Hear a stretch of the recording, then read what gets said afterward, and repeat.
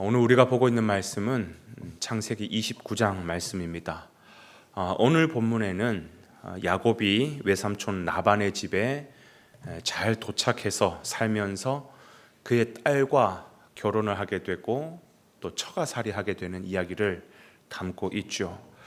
그 외로운 광야의 여정 끝에 라반의 집에 도착을 했습니다. 외삼촌 라반은 야곱을 정말 반갑게 맞아줬고, 야곱은 어떤 경위로 어떤 사연으로 여기까지 오게 됐는지 다 설명하게 되죠. 그러면서 라반의 가족들과 함께 살게 됩니다.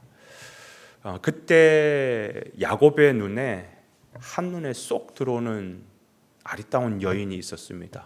그 여인이 누구냐면 바로 그 외삼촌의 딸 라헬이었던 것이죠. 라반은 자기 집에서 함께 일하는 조건으로 라헬과 결혼할 것을 허락해 줍니다. 단 7년 동안 일을 해야 된다는 것이죠. 그리고 야곱은 7년 동안 열심히 일했습니다. 7년을 일하면 내가 라헬과 결혼을 할 수 있지. 그래서 그 7년을 한 며칠 정도밖에 안 느껴질 정도로 굉장히 열심히 일을 했습니다. 그리고 때가 되어서 혼인을 하는데 라헬이 아니라 그의 언니 레아가 앉아 있는 거죠. 굉장히 깜짝 놀랍니다. 그리고 또 화가 납니다. 이게 뭐냐고. 그래서 라반에게 따졌더니 라반이 하는 말이 이게 우리 지역 풍습이라는 거예요.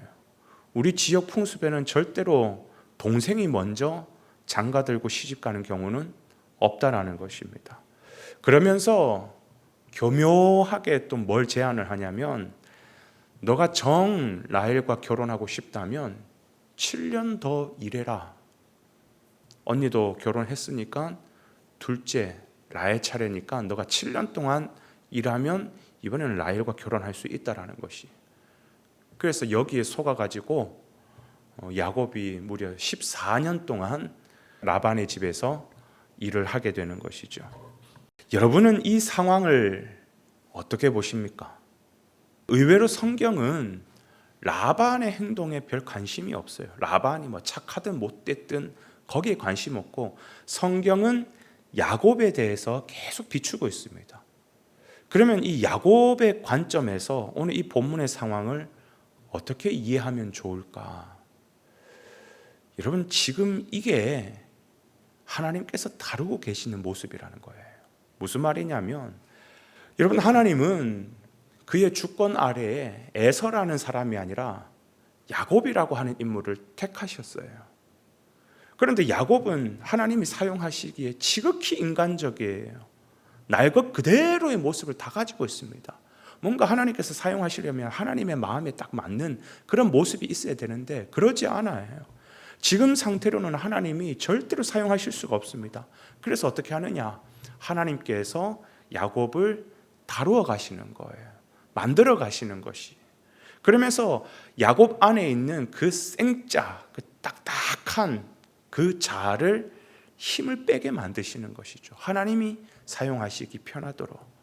그래서 하나님이 사용하시는 방법이 뭐냐면 라반을 사용하시는 거예요. 라반. 여러분, 라반은 어떤 인물입니까? 야곱보다 더 센 놈이에요. 야곱이 굉장히 교묘하고 인간적이고 그런 어떠한 정점에 있는 사람이라고 한다면, 라반은 그 야곱의 머리 꼭대기 위에 서 있는 사람이에요. 야곱이 교묘하게 나아가잖아요. 더 교묘한 놈 앞에서 박살을 내시는 거예요. 아주 그 자기 자아를 가지고 뭔가를 하면 더 센 자아를 가진 앞에서 완전히 깨트리시는 겁니다. 그러니까 한번 보십시오. 그 잔머리가 속아가지고 14년을 고생하는 거예요. 14년을.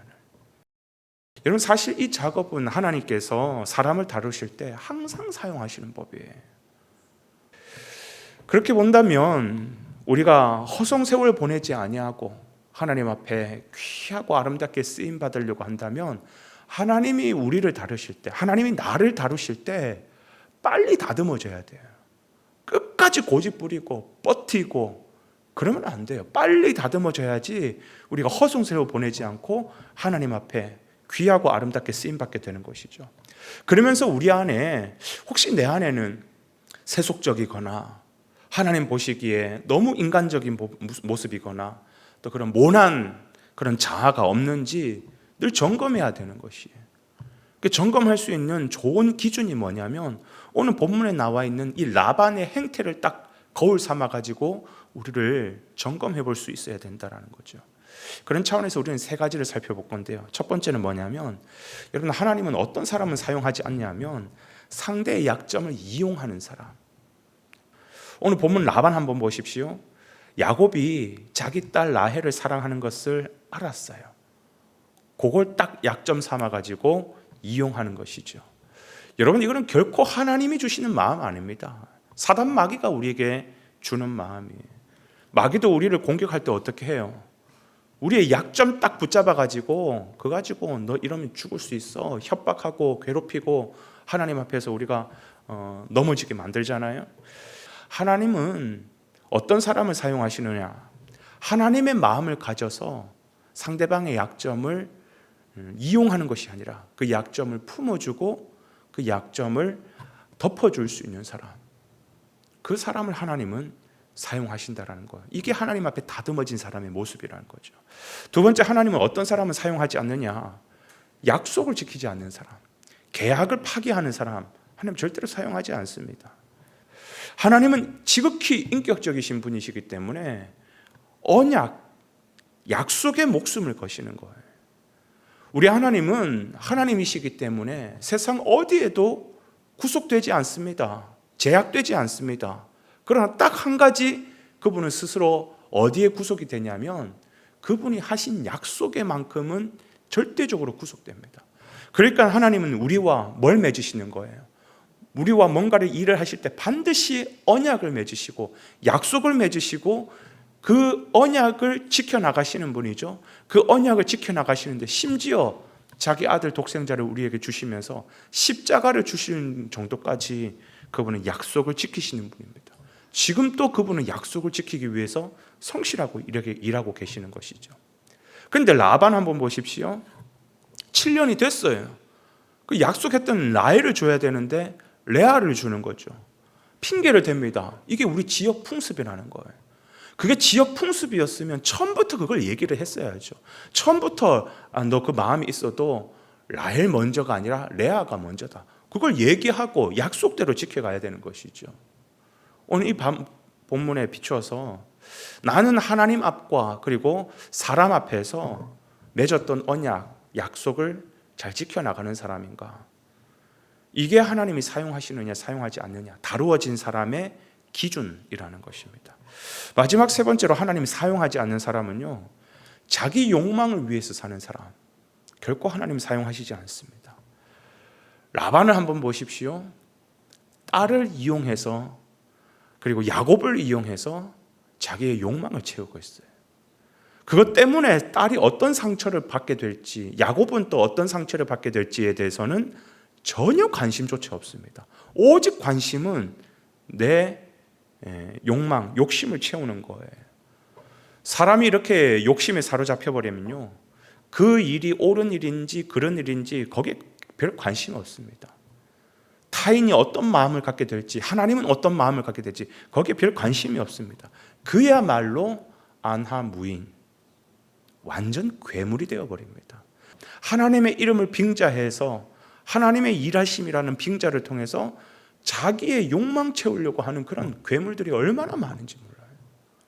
아무리 뭐 하나님의 이름을 달았다 할지라도 그건 괴물이죠. 하나님 절대로 그런 교회, 그런 목사, 그런 장로를 통해서 일하지 않습니다. 나는 지금 하나님 앞에서 다듬어져 가고 있는가? 모난 모습은 없는가? 라반을 통해서 우리의 모습을 비춰봐야 되는 것이에요.